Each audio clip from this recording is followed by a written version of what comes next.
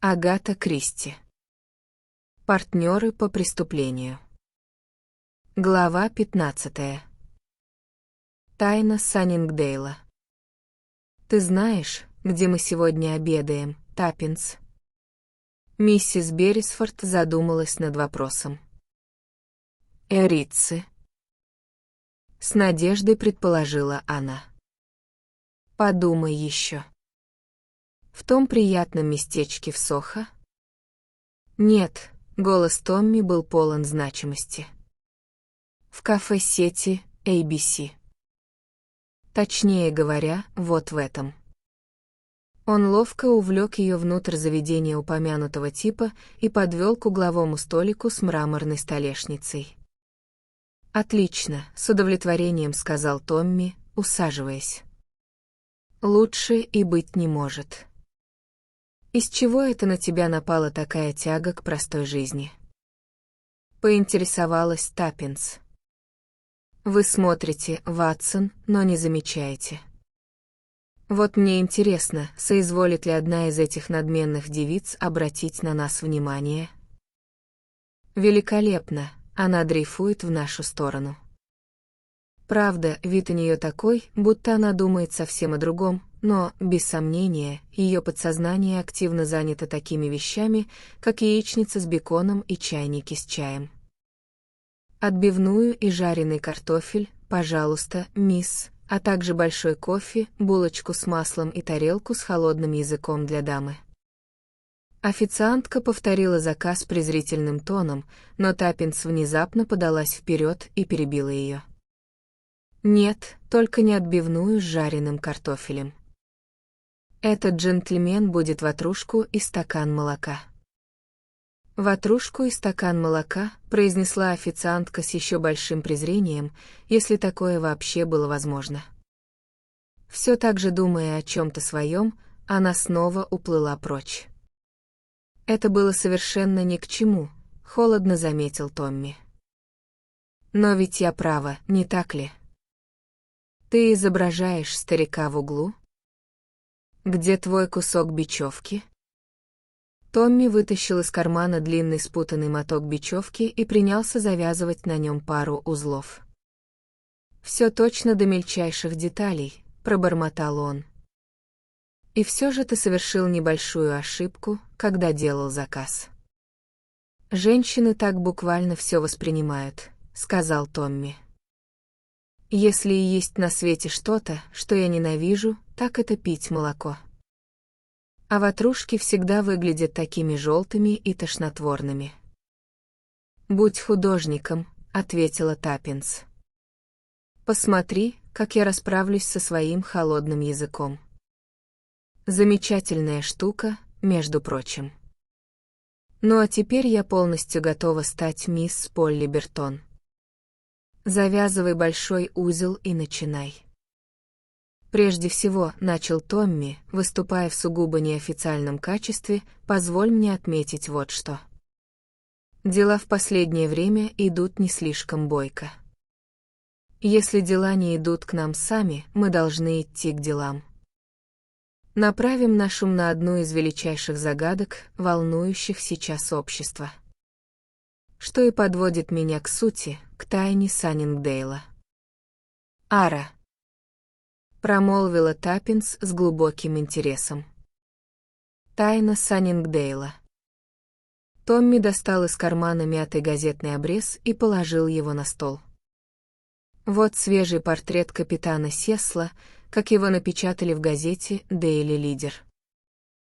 «Вот именно», — сказала Таппинс. «Удивляюсь, почему никто до сих пор не подал на эти газеты в суд. По снимку видно только то, что это человек, и больше ничего». Когда я сказал «тайна Саннингдейла», мне следовало сказать «так называемая тайна Саннингдейла», — быстро продолжил Томми. «Возможно, это тайна для полиции, но только не для развитого интеллекта». «Завяжи еще один узел», — попросила Таппинс. «Не знаю, сколько из этого дела ты помнишь», — тихо продолжил Томми. «Все помню», ответила Таппинс. Но не буду мешать твоему ораторскому искусству. Это произошло чуть больше 3 недель назад, начал Томми, когда на знаменитом поле для гольфа совершили эту жуткую находку.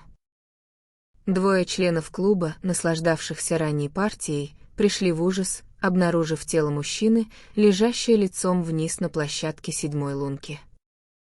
Еще до того, как его перевернули, они догадались, что это капитан Сесл, весьма известная личность на этих полях, всегда носивший гольф-куртку особого ярко-синего цвета. Капитана Сесла часто видели на полях ранним утром во время тренировок, поэтому сначала подумали, что у него просто случился внезапный сердечный приступ.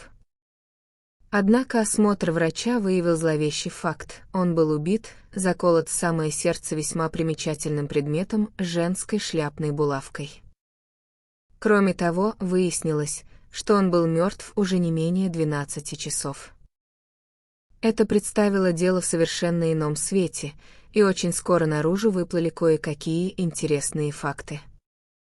Практически последним человеком, видевшим капитана Сесла живым, был его друг и партнер, мистер Халаби из страховой компании Porcupine, и он рассказал свою историю следующим образом. Сесл и он сыграли партию в гольф ранее в тот же день. После чая второй предложил сыграть еще несколько лунок, пока окончательно не стемнело. Халаби согласился. Сесл казался в хорошем расположении духа и находился в отличной форме. Поле для гольфа пересекает общественная пешеходная тропа, и как раз в тот момент, когда они подходили к 6-й лунке, Халаби заметил идущую по ней женщину. Она была очень высокого роста и одета во все коричневое, но он не стал разглядывать ее слишком внимательно, а Сесл, как ему показалось, и вовсе ее не заметил. «Упомянутая тропа проходит прямо перед площадкой 7-й лунки», — продолжил Томми. Женщина прошла по ней и остановилась на той стороне, словно кого-то поджидая. Капитан Сесл первым подошел к площадке, пока мистер Халаби возвращал флажок в лунку. Когда последний приблизился, он к своему изумлению увидел, что Сесл о чем-то беседует с этой женщиной. При его приближении они оба резко повернулись, а Сесл бросил через плечо: «Я на 1 минутку». Они пошли прочь бок о бок, все еще погруженные в оживленный разговор. Тропа в этом месте уходит с поля, пролегая между 2 узкими изгородями соседних садов, выходит на дорогу к Уиндлшему. Капитан Сесл сдержал свое слово. Он вернулся буквально через пару минут, к великому удовольствию Халаби, поскольку позади них уже нагоняли 2 других игроков, а свет быстро угасал. Они сделали первый удар, и Халаби тут же заметил, что произошло нечто, совершенно выбившее его спутника из колеи. Капитан не только испортил удар, но и лицо его стало озабоченным, а на лбу залегла глубокая складка. Он едва отвечал на замечания своего компаньона, а его игра в гольф стала просто ужасной. Очевидно, произошло нечто такое, что полностью выбило его из колеи. Они сыграли эту лунку и 8-ю, после чего капитан Сесл резко заявил, что стало слишком темно и он отправляется домой. Как раз в этом месте находится еще один из тех узких проходов, ведущих к Уиндлшемской дороге, и капитан Сесл ушел именно этим путем, который был коротким срезом к его дому, небольшому бунгало на той самой дороге. К Халаби подошли 2 других игроков, майор Барнард и мистер Лекки, и Халаби обмолвился им о внезапной перемене в поведении капитана Сесла. Они тоже видели, как тот разговаривал с женщиной в коричневом, но находились недостаточно близко, чтобы разглядеть ее лицо. Все 3 мужчин недоумевали, что именно она могла сказать, чтобы расстроить их друга до такой степени. Они вместе вернулись в здание клуба, и, насколько было известно на тот момент, оказались последними людьми, видевшими капитана Сесла живым. Это была среда, а по средам продаются удешевленные билеты до Лондона. Муж и жена, составлявшие обслуживающий персонал в небольшом бунгало капитана Сесла, по своему обыкновению уехали в город и вернулись только поздним поездом. Они вошли в бунгало, как обычно, и решили, что их хозяин уже спит в своей комнате. Миссис Сесл, его жена, находилась в отъезде, в гостях. Убийство капитана оставалось сенсацией в течение целых 9 дней. Никто не мог предложить ни единого мотива. Личность высокой женщины в коричневом бурно обсуждалась, но безрезультатно. Полицию, как водится, винили в бездействии, совершенно несправедливо, как показало время. Ибо неделю спустя некая девушка по имени Дорис Эванс была арестована и обвинена в убийстве капитана Энтони Сесла. У полиции было не так уж много зацепок: прядь светлых волос, зажатая в пальцах убитого, и несколько нитей шерсти пламенного цвета, зацепившихся за одну из пуговиц его синей куртки. Однако кропотливые расспросы на железнодорожном вокзале и в других местах позволили установить следующие факты. Молодая девушка в костюме пламенного цвета прибыла поездом в тот вечер около 7 часов и спросила дорогу к дому капитана Сесла. Та же самая девушка снова появилась на станции 2 часа спустя. Ее шляпка была сбита набок, волосы растрепаны, и сама она находилась в состоянии крайнего душевного волнения. Она расспрашивала про поезд обратно в город и непрерывно оглядывалась через плечо, будто чего-то опасаясь. Наша полиция во многих отношениях просто великолепна. Имея на руках лишь эти скудные улики, они сумели выследить девушку и установить ее личность. Ею оказалась некая Дорис Эванс. Ей предъявили обвинение в убийстве и предупредили, что все сказанное ею может быть использовано против нее, но она все же настояла на даче показаний. И эти показания она впоследствии повторяла во всех подробностях, без каких-либо существенных изменений, на всех последующих слушаниях. Ее история сводилась к следующему. По профессии она была машинисткой и как-то вечером в кинотеатре познакомилась с хорошо одетым мужчиной, который заявил, что она ему очень понравилась. «Его зовут Энтони», — представился он и предложил ей приехать к нему в бунгало в Саннингдейле. Ни тогда, ни потом она и понятия не имела, что у него есть жена. Между ними было решено, что она приедет в следующую среду, в день, когда, как вы помните, прислуга отсутствовала, а жена была в отъезде. В конце концов он назвал ей свое полное имя, Энтони Сесл, и адрес своего дома. Она должным образом прибыла в бунгало в назначенный вечер, где ее встретил Сесл, только что вернувшийся с полей для гольфа. Хотя он и уверял, что очень рад ее видеть, девушка утверждала, что с самого начала его поведение казалось странным и необычным. В ней зародился неосознанный страх, и она страстно пожалела о том, что приехала. После скромного ужина, который уже был готов, Сесл предложил прогуляться.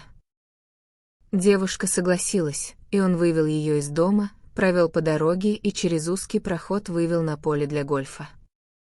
И затем внезапно, как раз когда они пересекали площадку 7-й лунки, он будто бы окончательно сошел с ума. Вытащив из кармана револьвер, он размахивал им в воздухе, заявляя, что дошел до предела. «Все кончено. Я разорен, я пропал.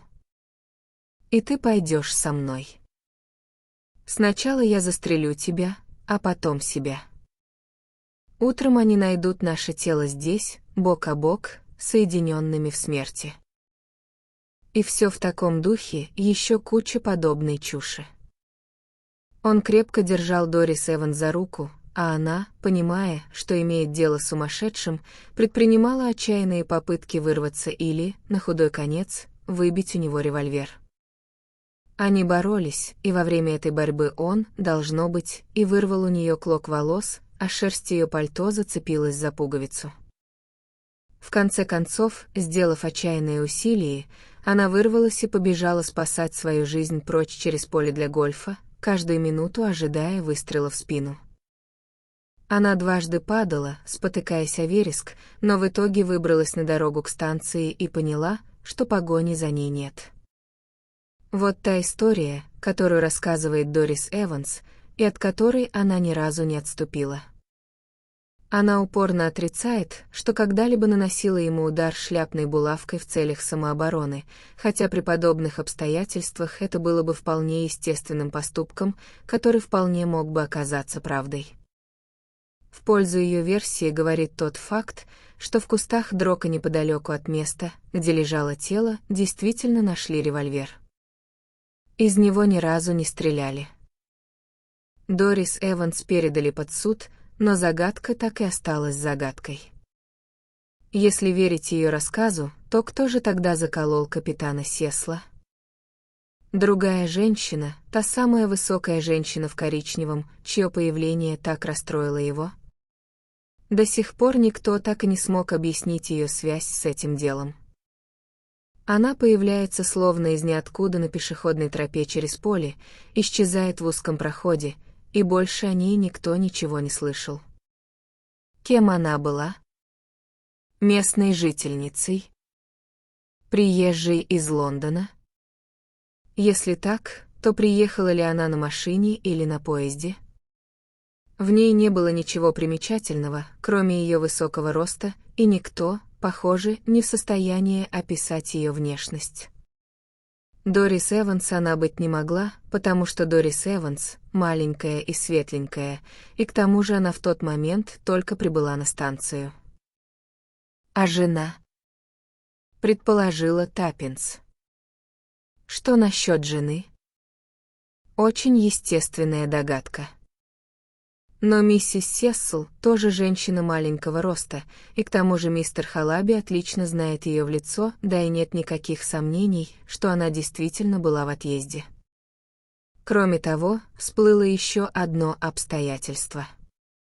Страховая компания Porcupine находится в стадии ликвидации. Проверка счетов выявила самую дерзкую растрату средств. Причины безумных слов капитана Сесла, сказанных Дорис Эванс, теперь совершенно очевидны. На протяжении нескольких последних лет он, должно быть, систематически присваивал деньги. Ни мистер Халаби, ни его сын и понятия не имели о том, что происходило. Они практически разорены. Итак, дело обстоит следующим образом. Капитан Сесл находился на грани разоблачения и полного краха. Самоубийство было бы естественным выходом, но характер раны полностью исключает эту теорию. Кто же убил его? Была ли это Дорис Эванс? Или загадочная женщина в коричневом?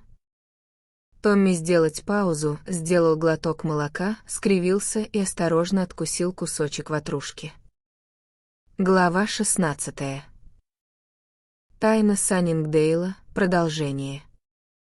Разумеется, пробормотал Томми, я сразу понял, в чем заключается заминка в этом конкретном деле и где именно полиция сбилась с пути.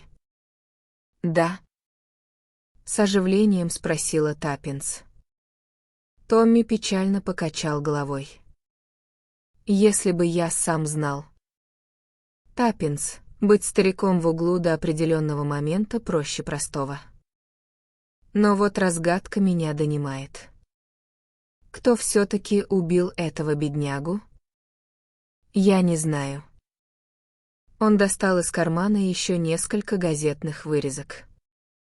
Дополнительные вещественные доказательства. Мистер Халаби. Его сын. Миссис Сесс. Дорис Эванс. Таппинс вцепилась в последнюю вырезку и долго рассматривала ее. В любом случае, она его не убивала, заметила она наконец. Во всяком случае, не шляпной булавкой. Откуда такая уверенность? В стиле леди Молли. У нее короткая стрижка, боб. Нынче едва ли одна женщина из 20 использует шляпные булавки, будь у нее длинные волосы или короткие. Шляпки сидят плотно и просто надвигаются на голову, в подобной вещице нет никакой необходимости. И все же она могла прихватить ее с собой. Мой дорогой мальчик, мы не храним их как семейные реликвии. С какой стати ей было тащить шляпную булавку с собой в Саннингдейл? Значит, это, должно быть, другая женщина, женщина в коричневом. Жаль, что она не была низкого роста. Тогда ею могла бы оказаться жена. Я всегда подозреваю жен, которые находятся в отъезде и потому вроде как не могли иметь к этому никакого отношения. Если она застала мужа за шашнями с этой девицей, для нее было бы вполне естественно наброситься на него со шляпной булавкой. «Вижу, мне придется быть осторожным», — заметил Томми. Но Таппинс глубоко задумалась и не поддалась на провокацию. «Какими были сеслы?» — внезапно спросила она. «Что о них говорили люди?» «Насколько я могу судить, их очень любили. Считалось, что он и его жена души друг в другом не чают. Вот почему история с этой девицей выглядит так странно. Это последнее, чего можно было ожидать от такого человека, как Сесл. Он был бывшим военным, знаешь ли. Получил хорошее наследство, вышел в отставку и занялся этим страховым бизнесом. Последний человек в мире, которого можно было бы заподозрить в мошенничестве. А это совершенно точно, что мошенником был именно он? Разве не могли эти двое забрать деньги? Халаби. Они говорят, что разорены. Они говорят. Возможно, у них все лежит в банке под другим именем. Выражаюсь глупо, конечно, но ты понимаешь, что я имею в виду. Предположим, они какое-то время спекулировали деньгами втайне от Сесла и все проиграли. Для них могло быть чертовски удобно, что Сесл умер именно тогда, когда умер. Томми постучал ногтем по фотографии мистера Халаби-старшего. «Так ты обвиняешь этого почтенного джентльмена в убийстве своего друга и партнера? Ты забываешь, что он расстался с Сеслом на поле на глазах у Барнарда и Ликки и провел вечер в клубе. Кроме того, есть еще и шляпная булавка». «Наплевать на шляпную булавку», — раздраженно сказала Таппинс. «Ты думаешь, эта шляпная булавка указывает на то, что преступление было совершено женщиной?» «Естественно». «А ты не согласна?» «Нет». Мужчины заведомо старомодны. Им требуется века, чтобы избавиться от предвзятых идей. Они ассоциируют шляпные булавки и шпильки для волос с женским полом и называют их женским оружием. Возможно, в прошлом они таковыми и были, но сейчас и то, и другое весьма устарело. Да я сама последние 4 года не держала в руках ни шляпной булавки, ни шпильки. Значит, ты думаешь, что Сесла убил мужчина? А шляпную булавку использовали для того, чтобы счесть это преступление женским. В твоих словах что-то есть, Таппинс, медленно произнес Томми. Удивительно, как все проясняется, когда обсуждаешь вещь вслух. Таппинс кивнула. Все должно быть логичным, если посмотреть на это с правильной стороны. И помни, что однажды сказал Мариет относительно любительского взгляда, у него есть преимущество личной осведомленности. Мы знаем кое-что о таких людях, как капитан Сесл и его жена. Мы знаем, что они способны сделать, а чего сделать не могут. И у каждого из нас есть свои специальные знания. Томми улыбнулся. «Ты имеешь в виду, — сказал он, — что ты эксперт по части того, что может быть в распоряжении у дам с короткой стрижкой, и что ты близко знакома с тем, что чувствуют и делают жены?» «Вроде того». «А как же я?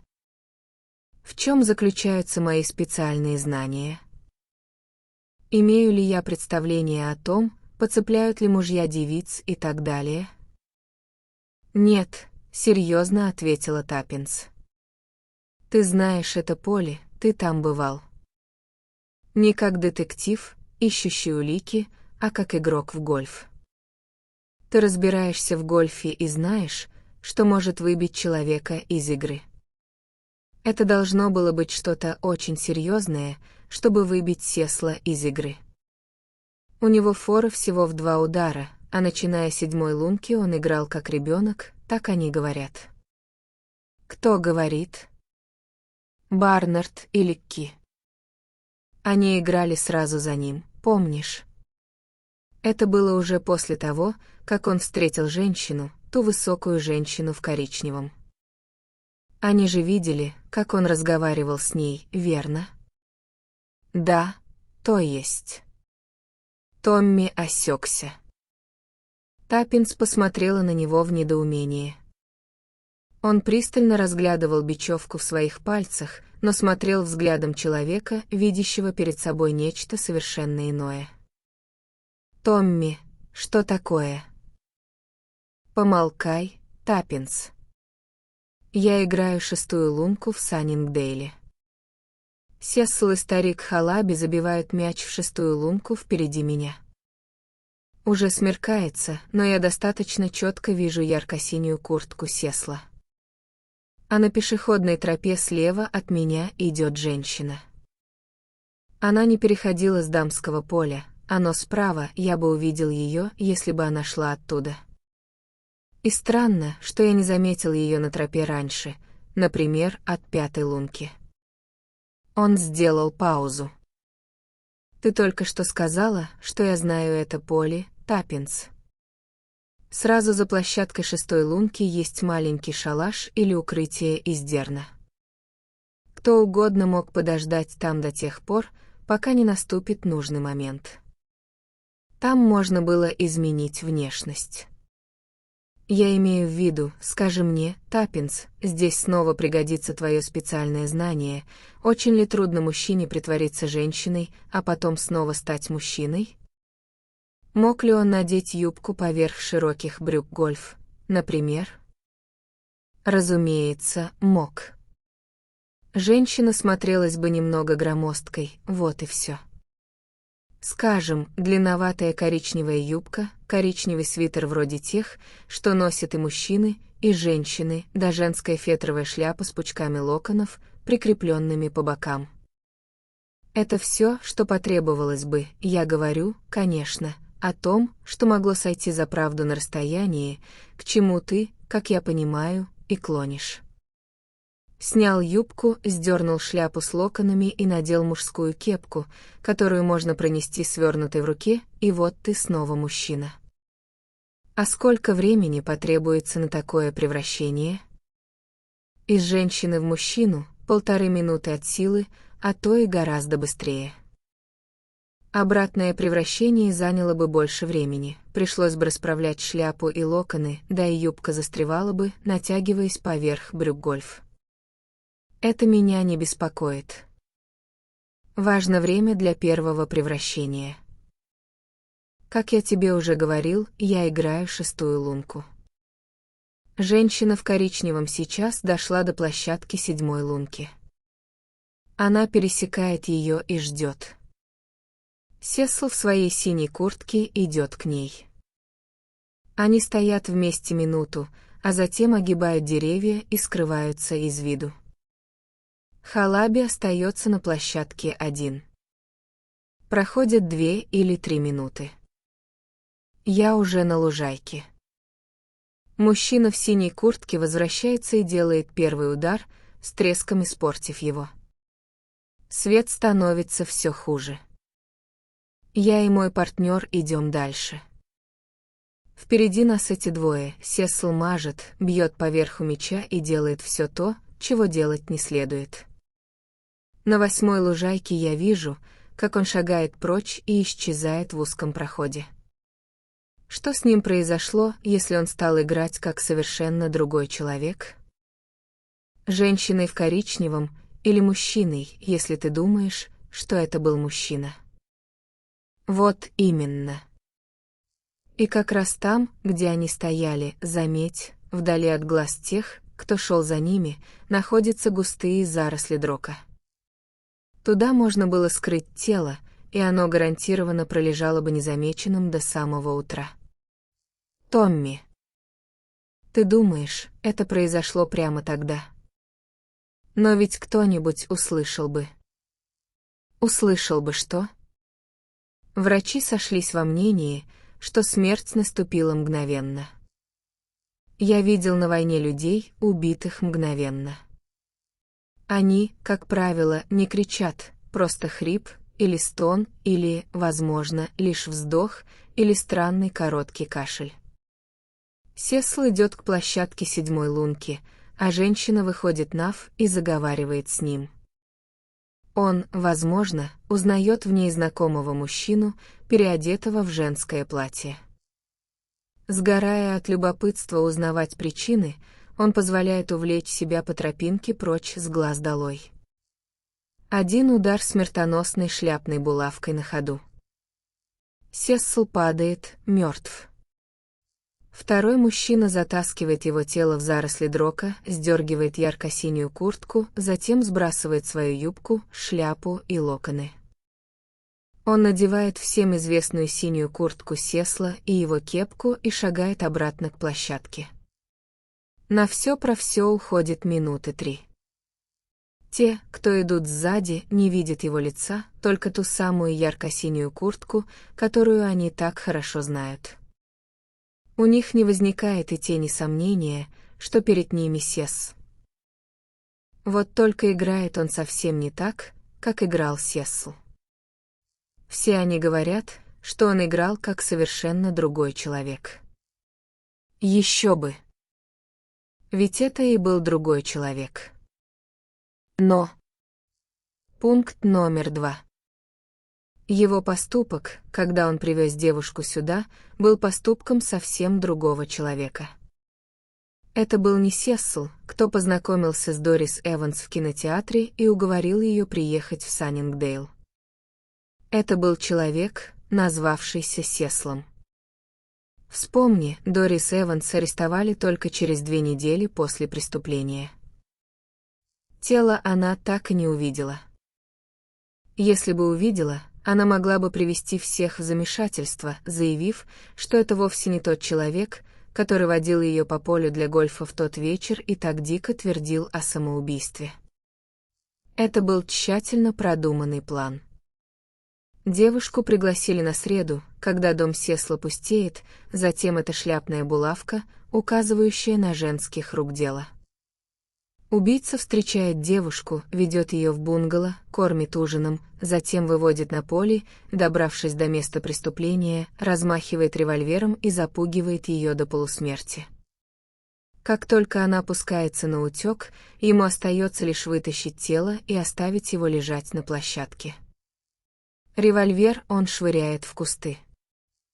Затем аккуратно запаковывает юбку со шляпой, и тут я признаю, что догадываюсь, по всей вероятности, идет пешком до Уокинга, до которого всего миль 6 или 7, и уже оттуда возвращается в город. «Погоди-ка минутку», — сказала Таппинс. «Есть кое-что, чего ты не объяснил». «А как же Халаби?» «Халаби». «Да». Я допускаю, что люди, шедшие сзади, не могли разглядеть, действительно ли это был Сесл или нет. Но ты не сможешь убедить меня в том, что человек, игравший с ним в одной паре, был настолько гипнотизирован синей курткой, что ни разу не взглянул ему в лицо. «Старушка моя», — сказал Томми. В этом-то все и дело. Халаби все отлично знал.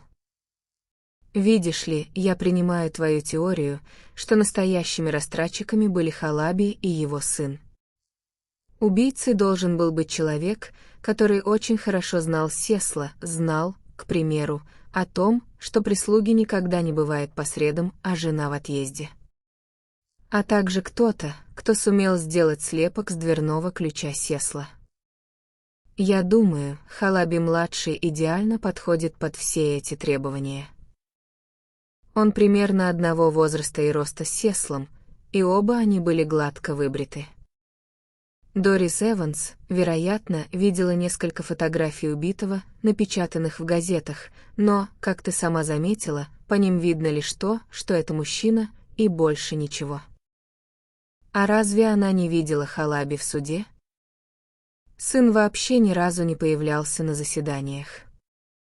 С какой стати? Ему нечего было давать в качестве показаний. Всегда на виду находился старик Халаби со своим безупречным алиби. Никто даже не потрудился спросить, чем был занят его сын в тот конкретный вечер. «Все сходится», — признала Таппинс. Она помолчала минуту и затем спросила: «Ты собираешься рассказать все это полиции?» «Не знаю, станут ли они слушать». «Еще как станут», — раздался неожиданный голос у него за спиной. Томми резко повернулся и столкнулся взглядом с инспектором Мариоттом. Инспектор сидел за соседним столиком. Перед ним стояло яйцо пашот. «Часто заглядываю сюда обедать», — сказал инспектор Мариотт. «Как я уже говорил, мы выслушаем с большим удовольствием. На самом деле я уже выслушал. Не скрою от вас, что мы с самого начала не были до конца удовлетворены цифрами компании Porcupine.